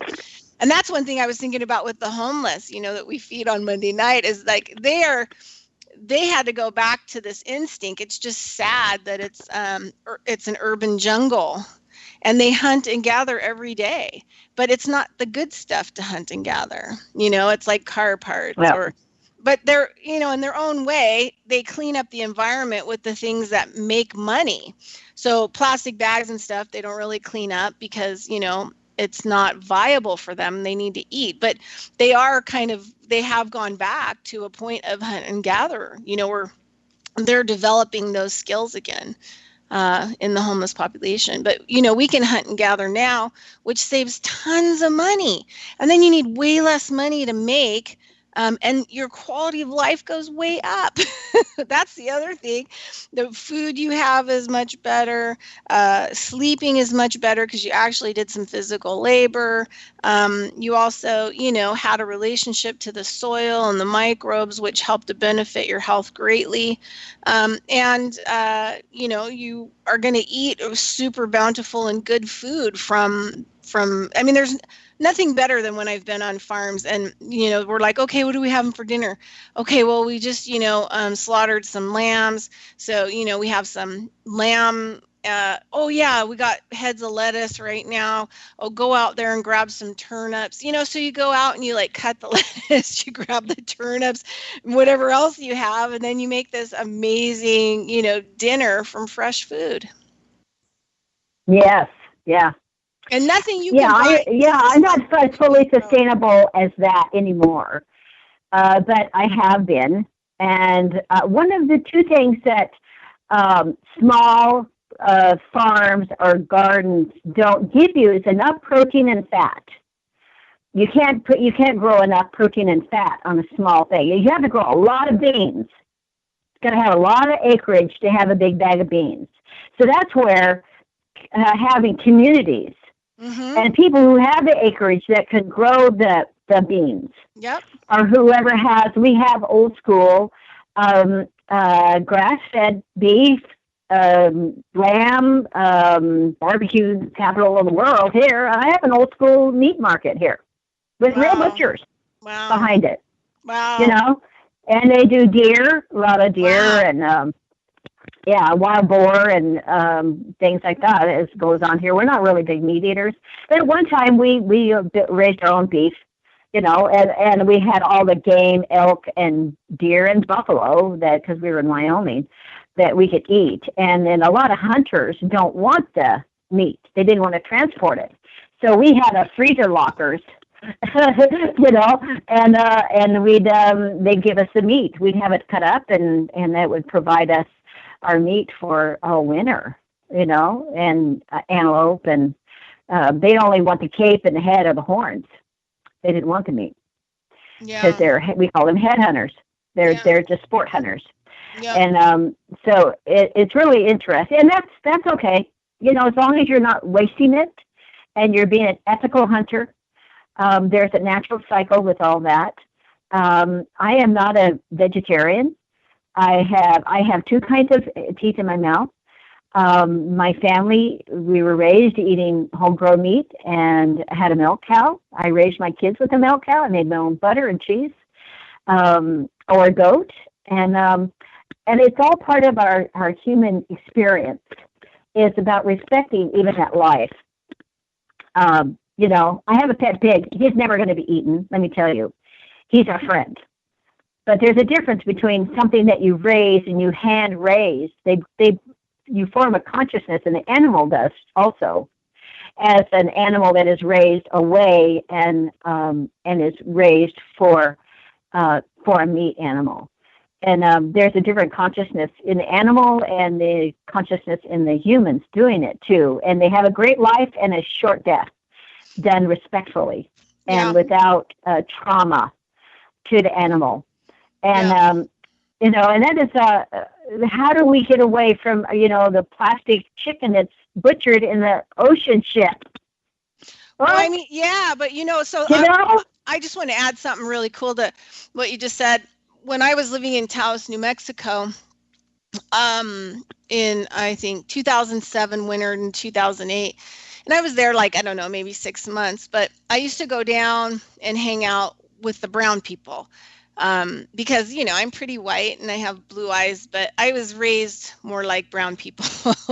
And so I like to go and see what, they're doing, because they're always doing something sacred. They're always doing something farming. They're always doing something amazing and magnificent, or at least. And there's always food involved. Yeah, there's always food. Yeah. There's always some tortillas or something cooking. Yeah. Oh, yeah. Yeah. Usually they have stuff you need, and they'll be like, yeah, just take it. Oh, you need that? Oh, here, take that. Here, we'll have somebody bring it to you. You need that. And so there's always like this bartering and giving and trading and sharing that goes along, and laughter, a lot of laughter. Yeah. There was this nonprofit organization that had made this, health department regulated kitchen for the community because there was one man, he was like 90, and he made homemade salsa. He was a Hispanic man, and he made this killer salsa, but he never really had any place to make it in order to make enough money. So he was one of the people that would use the kitchen once a week, and then he could transport all of his salsa, to the different stores in the different areas, around northern New Mexico. So there were a lot of different people in there that were making a lot of different things. And part of this organization, they also had like a huge field where they did, like hops and barley in the winter. And then in the summertime, people could come and volunteer and plant all kinds of food. So I went there to do all the seedlings for that spring in 2008. But the other thing that was so magnificent to me is I got to know the two guys. One was Hispanic and one was Native. And they started the sacred slaughter, which went back to the original way that, Native people would slaughter the animal. They do big prayer the day before, then they go and they do all the ceremonies, then they do the slaughter, and then, they wait so many days and they hang the animals, and it's a whole spiritual process. And it was just this incredible thing. And I really wanted to bring it, to different places and try to get educated in that. But I didn't stay there long enough. But I remember they were telling this story about they would go out, small farmers would say they have 6 goats or, a couple cows, or small farmers that wanted to sell their organic meat on the main market. They would go out and do the sacred slaughter for them because they had like a refrigerated mobile unit. So they could go do all the ceremonies and everything for the animals. And then they would do the slaughter, and then they would take the animals in the refrigerated mobile unit, and then they would butcher them up. And then they got Whole Foods down in Santa Fe to start buying the meat products from these farmers because of the way that it was done in regulation with the health department. So when they first had the Whole Foods, they asked Whole Foods to come out and watch. There were 3 goats that were going to be slaughtered. And so the Whole Foods management and top people got to come and see how it was all done. And the one guy said that there was not a dry eye. Like, it took these people's idea of meat to a whole different level. And after it was over, they were like, we will buy whatever meat that you take. Right, yes, process. Right. Like whatever it is, as long as it meets, health department regulations and you deal with it in the right way, we will buy whatever you want. So then, it started growing there in Taos, New Mexico, this sacred slaughter. And, I would hire them, please come out, you know what I mean? And do right by my animals, since I don't want to. Yeah, it is, because it is personal. We have made it, and we have convinced ourselves and made it impersonal. And I've heard people say, oh, don't take it personally. Well, what kind of horseshit is that? It is personal. It is. I'm involved in living in life of this planet and my children and the quality of life that I am going to leave behind is personal. Yeah. It is personal. And if you aren't taking it personal, if it's not real to you, you need to find out how to make it real to you. Yeah, connection. Yes, that's right. Yeah. We have a beautiful flock of hens, and we know each one. Each one knows us. We do not eat them. They give us eggs, and we take beautiful care of them. I take every day out of my garden. I'll dig for them. And when they pass, we allow them to die with respect, and we bury them. We initially compost them under our fruit trees. And we say thank you, and we will shed tears, and we will go up and go on.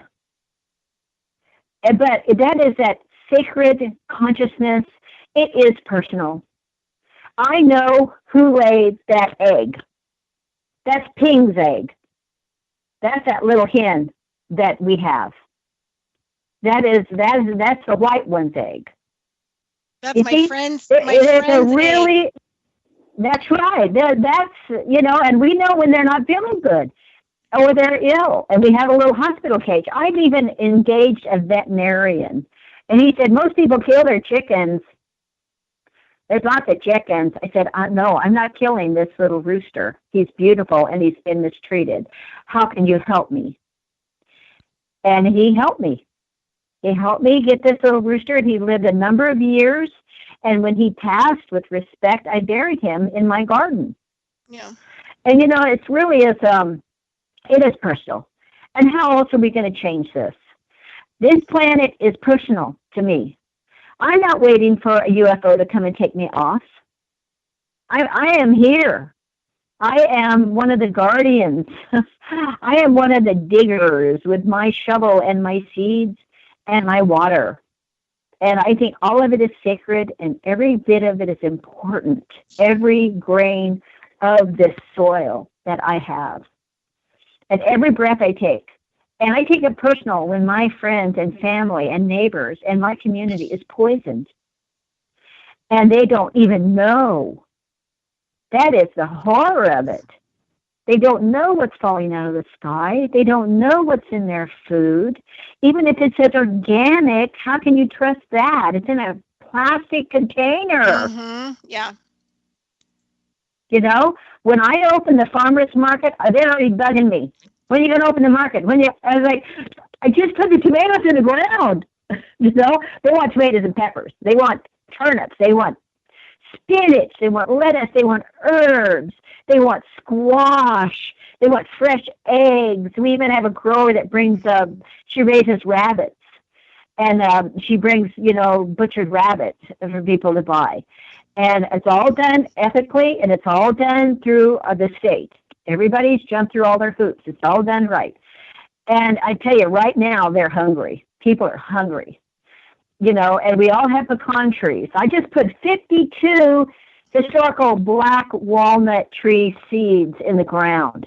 I put 32 500-year-old oak trees in the ground. I'm an oak tree rescuer.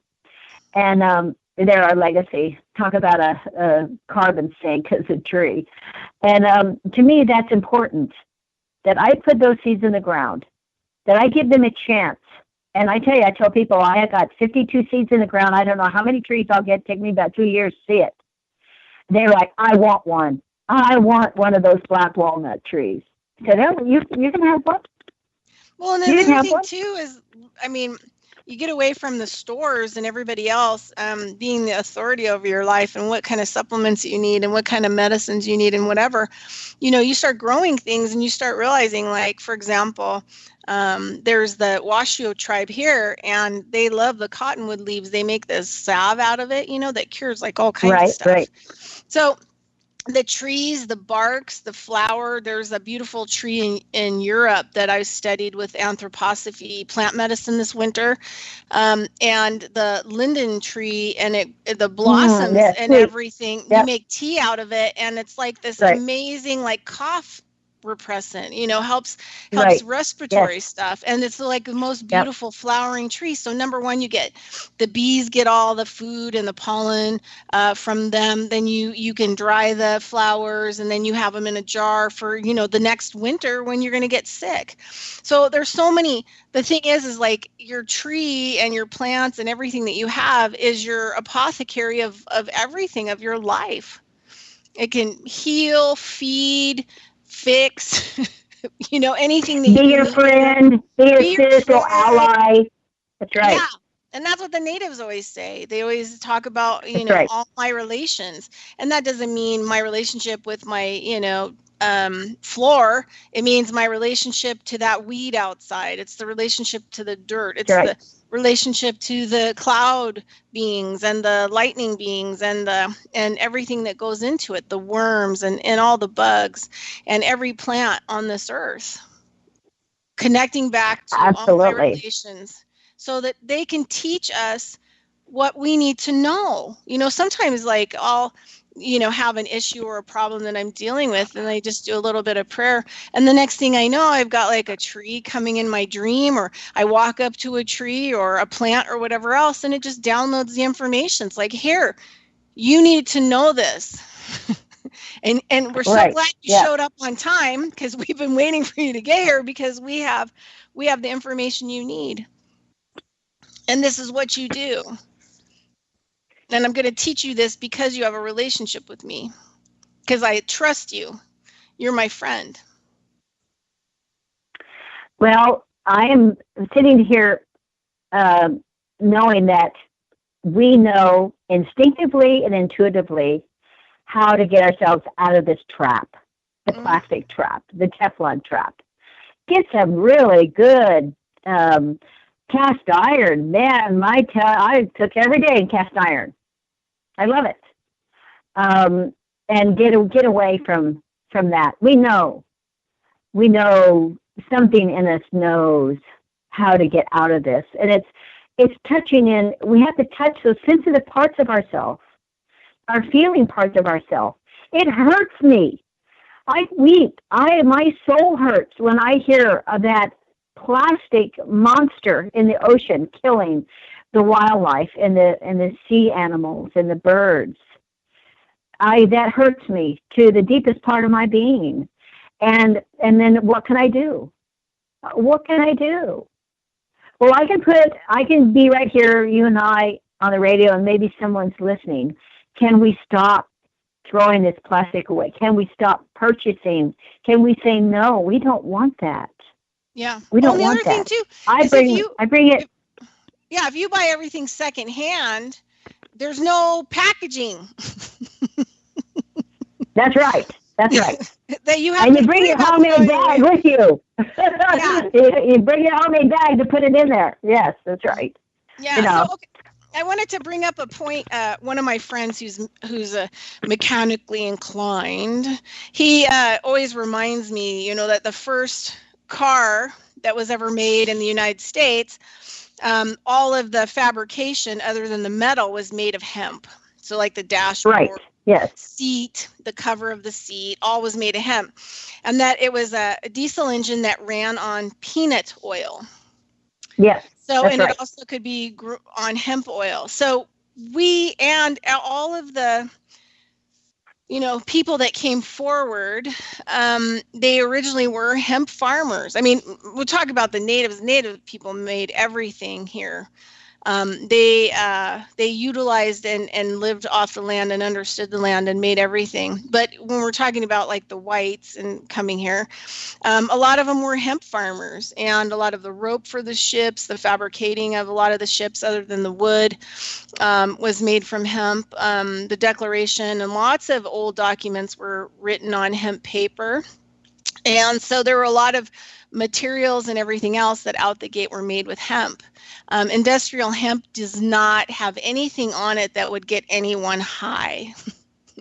And right, there's no THC. Yeah, the seeds can be made into oil for biofuel for diesel engines. And there's like 0 to minimal conversion to be able to use them for an engine. So the other thing too is I've been following Willie Nelson for a while. He has Bio Willie. At his age, he's still trying to save farming. Always the focus is saving farming, but now it's kind of saving the earth. So he started working on him and some other people, some small, little where you can take seeds. So what it's called is the movements are farm to table movements, and whole farms now are growing oil-based products, natural plant that they can convert right on their farm into biofuel to run all their tractors, to run all of their diesel engines. And so there's very little contamination. And guess what? They don't pay anybody for anything. They're not paying the oil companies to destroy the earth. They're not paying for their gas or their fuels or their oils that are contaminating the oceans, that are contaminating the land. So these farmers don't need to buy any gas or fuel. They don't need to have it brought onto the property. And a lot of them in the South are growing cottonseed and using the seed to create really awesome biofuel. And it doesn't take very long to make the biofuel. And it comes out to be, on average, on a farm, if you grow it and make it yourself, something like $1.20 a gallon. Yeah, right. Yes. Yeah.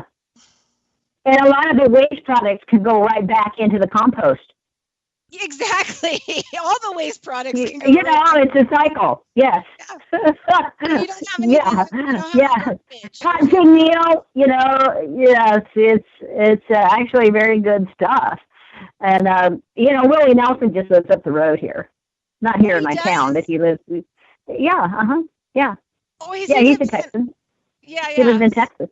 Yeah. I got to see him speak in 2006 in Austin. When I was there, I was like kind of a sort of a personal chef. He doesn't live in Austin. They live kind of Spicewood or somewhere like that. Yeah, well, there's a beautiful country here. Some of the biggest political protests that I've ever been to were in Austin during the time I was there, going back to school. And I got to go see him speak for Bio Willie because there were like 18,000 people kept showing up for these protests in Austin because they kept wanting to put in 18 coal plants. And we actually were part of fighting that down because it would have increased back then. If autism was one boy in 150 were getting autism from heavy metals, and coal is really bad. It has lots of mercury. It's like super, super poisonous and causes brain damage. And the sludge goes out into the waterways and stuff. But we ended up fighting, and Willie Nelson and his wife came out and spoke, and during these protests, and we ended up getting enough wind power. I mean, the state could like quadruple. And it was we have massive wind farms here. And it was a quarter of the price of the total of putting 18 new coal plants in. So all of us like fought, and they were like, it was kind of scary, to go to these protests because coming from Nevada, like nobody ever protests anything. So going there and being in 18,000 people, you're thinking, oh my God, someone's going to get shot. We're going to get killed, and it wasn't like that at all. I mean, people would come out with food, and it was kind of like, the protests, dealing with getting green power in, were kind of reminding me of Grateful Dead concerts. Right. Yeah, we did one just recently, March Against Monsanto. Awesome. And and I formed one here, and we lined the bridge, and it was very fun, and we had our signs, and people were pulling over. What are you doing? What do you mean? We want to know. We want to know. And it was really it was like a festival, and it was really good. It was much easier. I was a protester back in the days. Mine started with Vietnam, when they shoot you with water cannons and tear gas, that sucks. And then it went from that to we protested nuclear power, and we went right to the fence one time, and I mean they almost shot us.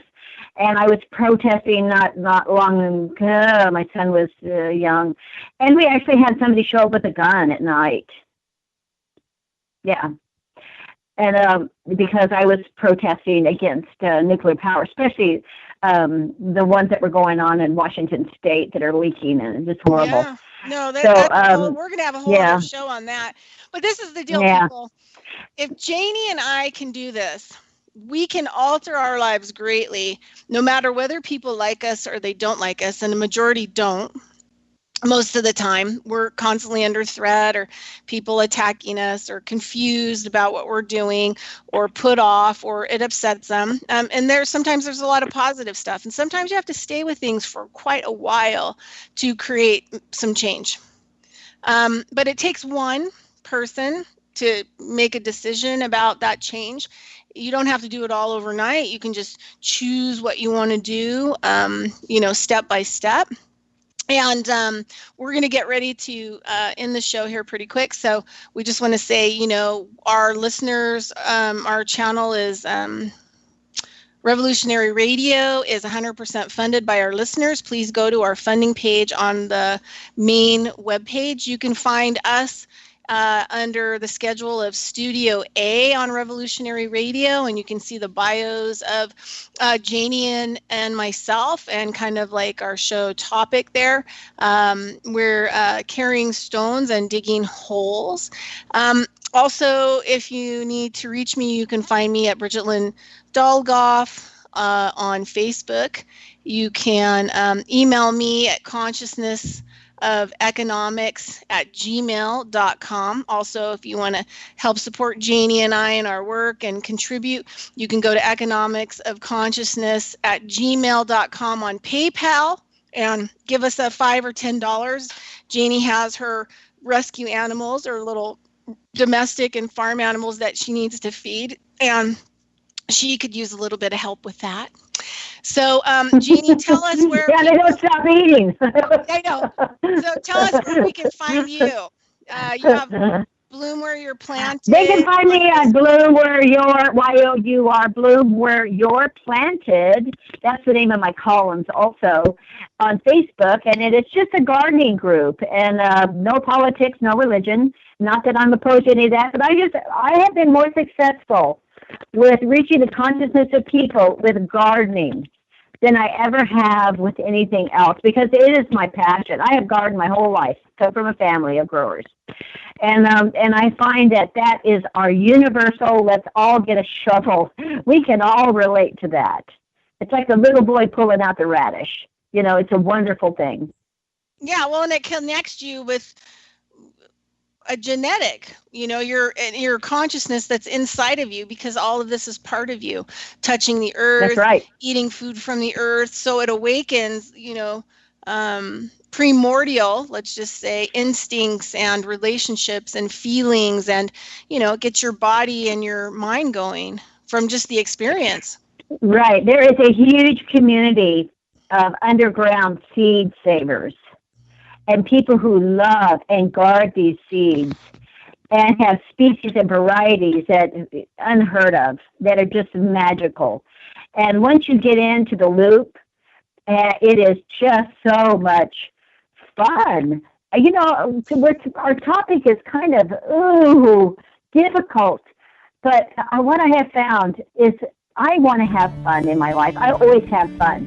We have great food and things to drink. I make mead. We're going to have, you know, I grow hops. And you know, there's always something wonderful to snack on or to be with. We're at the end of the show. It's important. So we're at the end of the show. Thanks, Janie. See us next Saturday. Same time, same bat channel. Bye, everybody. Yeah. Bye.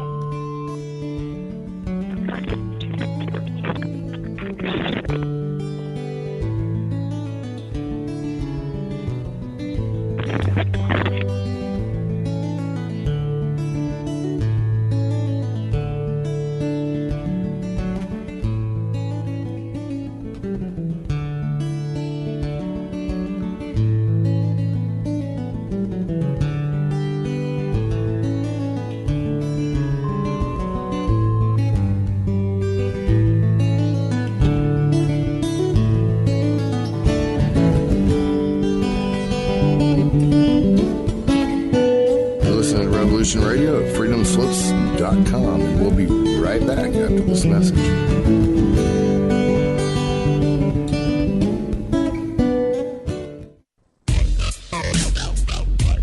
Take a look around, kid. What do you see? Homes being foreclosed, people working 2-3 jobs just to put food on the table and still drowning in debt. Don't get me wrong. This country was founded on great ideals and principles. They've all been ruined at the banks. Open your eyes to banks that are robbing you. You know who my favorite president was? Who? Thomas Jefferson.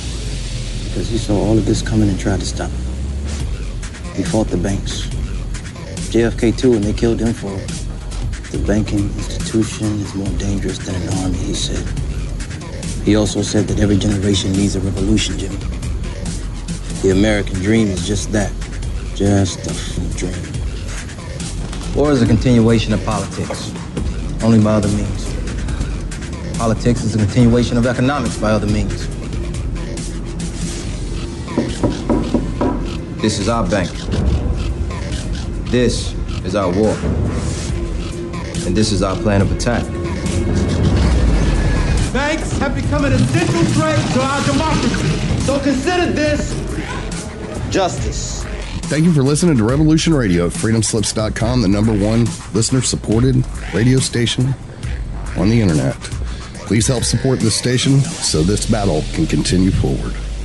Revolution Radio!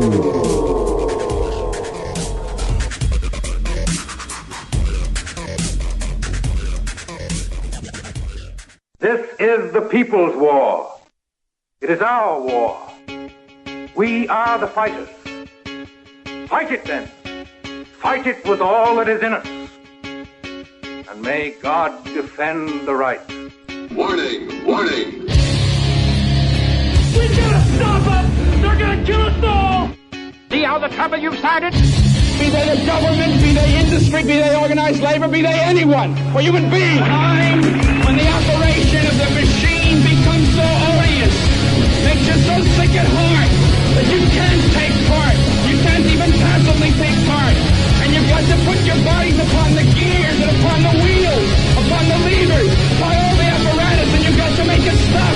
And you've got to indicate to the people who run it, to the people who own it, that unless you're free, the machine will be prevented from working at all. Revolution Radio at freedomslips.com, the #1 listener-supported talk radio station, throwing ourselves